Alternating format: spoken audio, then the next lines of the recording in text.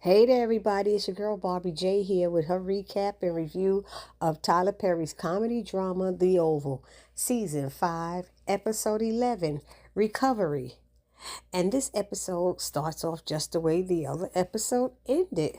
But before we get started, please do not forget to subscribe, like, comment, and share.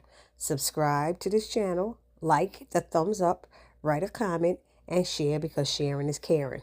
So it starts with Donald questioning Sam, asking him to give him what the information he has. And Sam goes, I thought you weren't working here. The president told me. He said, vice president. He's like, well, does he know you're here? He said, like, don't you worry, or something like that. Donald wanted to know what Sam was looking at, and he told him. And then Sam wanted to know why Donald was asking for Victoria's last few hauls. What is going on? And he wasn't trying to tell him because Sam was like, you ain't telling me, I ain't telling you. It's just like that. So Donald went back to wanting Sam to tell what he's looking at, and Sam said, not nothing, because it seems that Kyle has scrubbed it clean. So he's like, you skating on thin ice. I'm watching you. And he's like, yeah, sorry about that, sir. He said, you should be. Anyway, I was like, you need to stop. You're not scaring anybody, Donald. So he goes out the door and meets Kyle in the hallway. And Kyle's like, what did he say? And he said he didn't see anything. And Kyle said, yeah, because I scrubbed it clean. He said, good. So then he's saying, he's going to be a problem. And they're like, yeah, I know. He's already a problem. And they said, Donald said, there's nothing we could do until, they get the president up and running. So, of course, Kyle is like, what do you need? And Donald's like, no drugs, no drugs. He said, like I could get him some cocaine. He said, no drugs. His kidneys are failing. He can't do any drugs. It's because of the fentanyl. So he's like, oh, okay. So they're like, where's the first lady? Still in your office. Donald's like, this biatch. Why don't she just go upstairs and leave me alone? Anyway, we see Jason in a store. I don't know if it's a grocery store, bodega, or whatever. And he sneaks around the corner and makes a phone call to Allan, asking, can he talk to him and stuff. And Allan's like, you shouldn't be calling me. Where are you? He said, I can't tell you where I am. And I don't have anywhere else to go. They up here trying to kill me and all this stuff. And he said, can I call you later? I'm on a burner phone, which he wasn't on a burner phone. Talk about they can't trace him. And they could trace him with that phone. So anyway, Allan said, I'll be off in an hour. You can call me then. Then it switches over to Donald going into his office. And, of course, Victoria's still in there. She wants to know, did they find her son? Of course, he says no. But he's telling her she needs to go and talk to Eli to get Sam fired because Sam's going to be a problem. She's like, oh, why? You don't give me orders. I don't tell me what to do. And she's like, Sam is not a problem. Why is he a problem? And he's like, what's going on, ma'am? Do you like him? She said, I don't know, maybe. I think she just want to keep him around to mess with Priscilla. I think that's all it's about, is bothering Priscilla. But he's like, I know you be going around the whole White House sleeping with this little man. First of all, she did it one time. She's not sleeping with him like you're doing with Kyle and everybody else. She did it one time and everybody got him sleeping with her all the time. He had sex for 5 minutes with her. Let it go. Anyway, she's acting like, he said, you need to talk to Eli. She's like, oh, where is he? He said, I'm pretty sure you know where he is. She said, but you don't give me orders. He said, can you please go speak to Eli and stuff? She was like, fine, that's much better. Now we have a Bobby and Max scene. You know how much I don't like these scenes. And he's asking Max, did he hear what the guy they captured, the Rakadushi guy, said? And he said, yeah. And Max is still upset because he called him a white devil. He said, well, you beat the crap out of him. Yeah, but you got the information because I beat the crap out of him. He's like, whatever, dude. It's not a big deal. He said, do you believe him? And Bobby's telling him that the Rakadushi the highest doesn't usually let people go, especially kids that look like Jason. And he said, because he likes young boys. So Max is like, oh, please, I don't want to hear all this stuff. He said, look, I'm just giving you the information. So they decided that they're going to call Sam and let Sam know. And Max feels if they left Jason leave on that motorbike, then they probably have a tracker on it. And he needs to go somewhere to some house that blew up that they had so he could check for a frequency and see if they could track Jason in any kind of way. So now we have Priscilla showing up at Simone's house, I guess the VP residence. I'm thinking this is kind of risky. Why is she there when Eli could come home any minute, if you ask me. So first they started talking about Victoria, and then it moved on to both of their husbands sleeping with Victoria. And Simone tells Priscilla that I know you brought us all that information, but I didn't know then that my husband was working with that biatch and all of this stuff.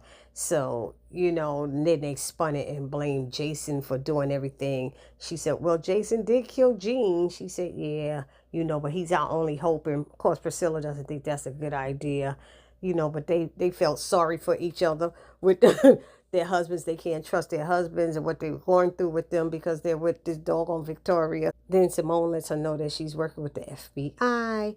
And Priscilla's like, really? And she said, yeah, I trust them. I've known them for a long time. They're the ones who helped me move Jason. He's still alive.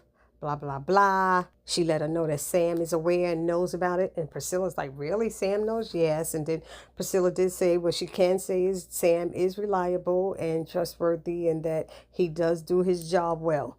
So she also told Priscilla that these guys are not reporting to their people who are above them. They're trying to build an airtight case. Priscilla thinks that's risky, doing something like that. Then they learned that I think Priscilla let Simone know that the president is not doing well. He's in bad shape. And Priscilla was asking how long did she think Eli would be president, and she said she really don't know. So then it came down to Simone said, I'll do the right thing with Eli if you do the right thing with Sam. And Priscilla's like, that's not going to happen. I don't know what you're thinking. We're going to have to find another way. You got to do what you have to do, not the right thing. Do what you have to do with him. I guess butter him up or whatever, give him some, whatever she was talking about. So Priscilla's like, we got to find another way. So that conversation ended with Simone saying, we are much smarter than all of these men. We could figure this out. Let's have a drink. And they had a drink and said they'll figure it out. Then we have the FBI agents showing up at Allan's apartment, and Dale lets them in. And they're going back and forth with, who are you? Who are you? What are you to Allan? What are you to Allan? Nobody's telling anything. He said, you got a package? They said, you got a package for me? He's like, here. He gives them the box. They're looking in it.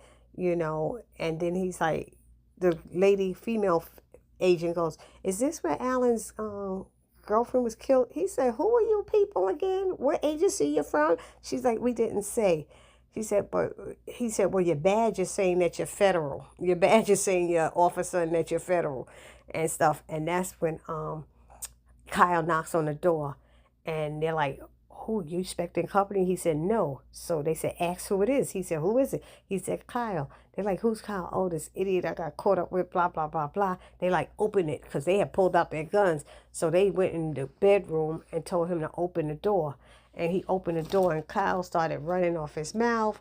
Kyle started telling him about the drugs and trying to scare Dale into thinking that he's going down with like Kareem and them, because he worked at the pharmacy.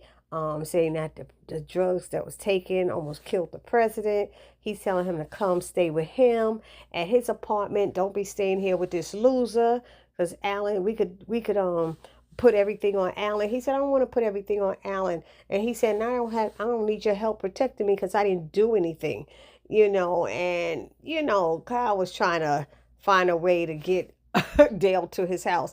And he said, I know, I'm sorry, Donald shot you the last time. He said, yeah, he thought me and you were a thing, but we weren't a thing, And so he was just like, forget it. It was just all a back and forth. And Dale didn't want to have nothing to do with it. And Kyle put his key in Dale's pocket. Dale didn't move. He just stood there while he put the key in his pocket. But Dale had no intentions of going to, Kyle's house, apartment, or whatever. So Kyle finally leave, and the FBI agents came out and said, wow, that was a lot to unpack. Did you really get shot? Yeah, I did. They said, you want to tell me about it? He said, can you protect me? They said, yeah, we can. We can work with you. And he said, well, I have nothing to lose. So they sat down, and he was about to spill the tea on everything that he knows or probably been through. So now we have Victoria showing up at the Oval, and she's talking to Eli, and she's looking at all the meetings that he's been to, and she tells him, you've done more in one day than Hunter's done the whole time he's been at the White House. And Eli's like, I know. So she shows him a little button that's under the desk and tells him to push it. And when he pushes it, it locks all the doors. And he's like, oh.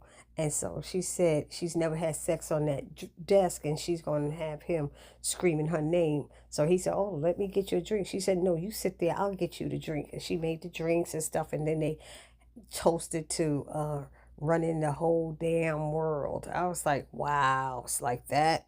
And she told him she need about an hour. And he said, well, you know, I'm the man for that job. And she said, yes, I do.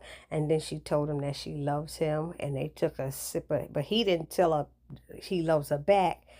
But he was cautious. He's still concerned that somebody could come in. He said, you sure nobody could come in? And she said she's sure, to told him to relax. And then they put down the drinks, and she started kissing him, saying she loved him. I was like, oh, okay now. All right. So now we have Alonzo throwing Antonio in the cell with Kareem.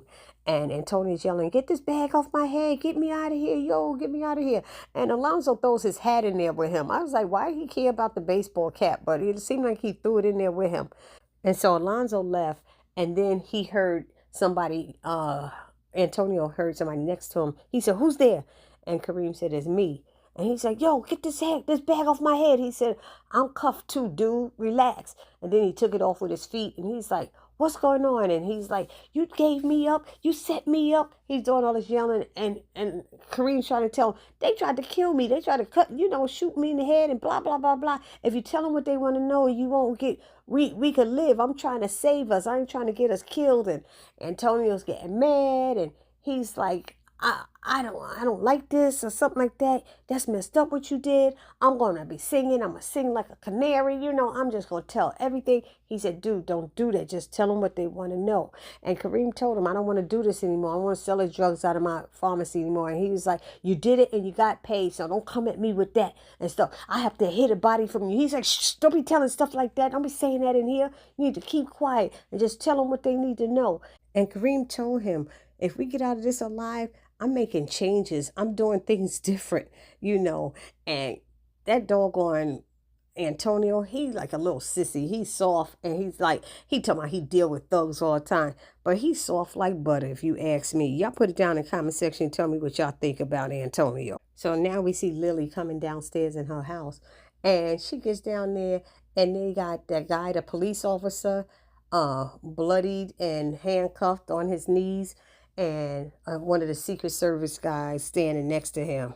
And she's like, what is this? She's like, what is he doing here? And he said, the chief of staff told us to leave him here. And she's like, how bad is he hurt?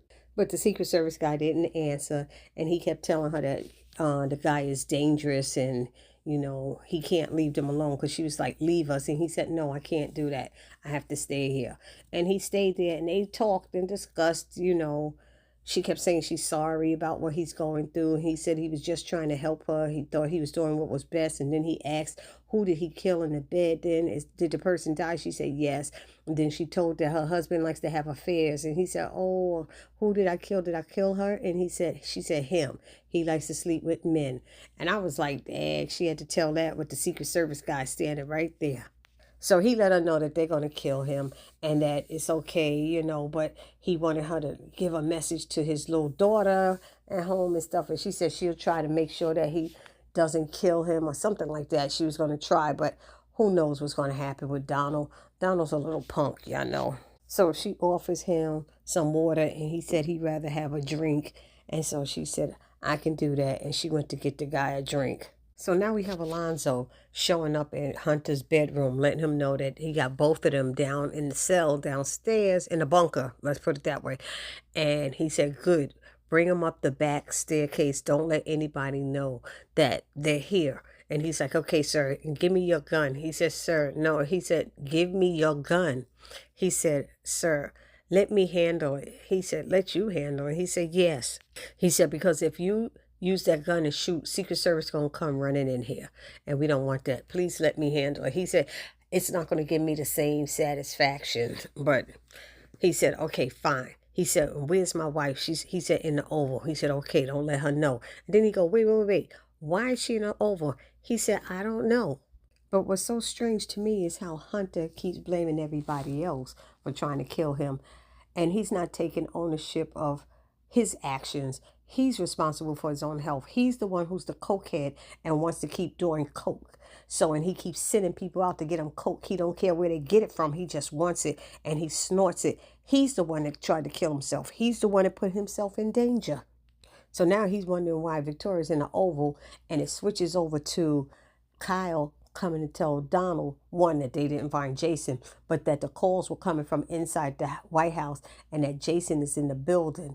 And Donald's like, what? He said, yeah, there was calls made from inside here. So he said, you better tear this effing place apart and find him right now, Kyle. And now it switches or ends with Richard coming home looking kind of smug. I don't know. He just had some kind of almost like a smile on his face, and he's being nice to Nancy, and she's talking about she cooked for him, and he's smiling, and I said, what the heck is going on? And so Nancy asked him, is he okay? Because he seems a little calm about all this. And he's like, no, I'm fine. I just want to get all the answers. And she said, anything you want to know, I'll tell you. And he's like, okay, so you're going to tell me the truth now? And she said, yes, Richard. So somebody knocks at the door, and she's like, you expecting company? And he was like, well, I didn't want to just take your word for it. So you may need to, set another plate. And then he said, no, I won't need to eat, but you two will. And Nancy is like, what are you talking about? He said, I got to go answer the door. He goes to open the door, and he comes back and said, my daddy's here. And Nancy's looking like, oh, what? And he's like, hi, Nancy. And he sits down. Now, my question is, has Richard already warned his father what's going on? Or is he catching his father off guard as well? I'm curious about that.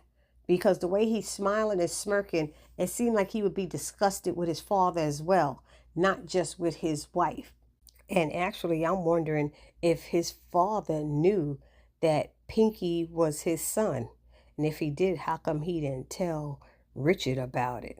And I know his father's blood. He probably going to take his word over Nancy's anyway, because that's how these people do. Just because it's blood don't mean they telling the truth. Blood could lie to you as well, honey. Blood could lie to you as well. And then it ends with Victoria and Eli in the Oval having sex. And Victoria's like, don't stop, don't stop. And she opened her eyes, and Hunter's standing there with the crutches and stuff looking like, what the hell? And I'm sitting there going, if the doors was locked, how did he get in? I don't think there's a key to the Oval, is it? I don't know. But anyway, that's how it ended, y'all. Y'all let me know down in the comment section what y'all thought about this episode. It wasn't bad, but I didn't think it was great. But it was better than a lot of the other episodes, I tell you that much. So for those of you who haven't subscribed to my channel, please don't forget to subscribe, like, comment, and share. Season's greetings, happy holidays, and I'll see you all in the new year. This your girl, Barbie J, saying peace.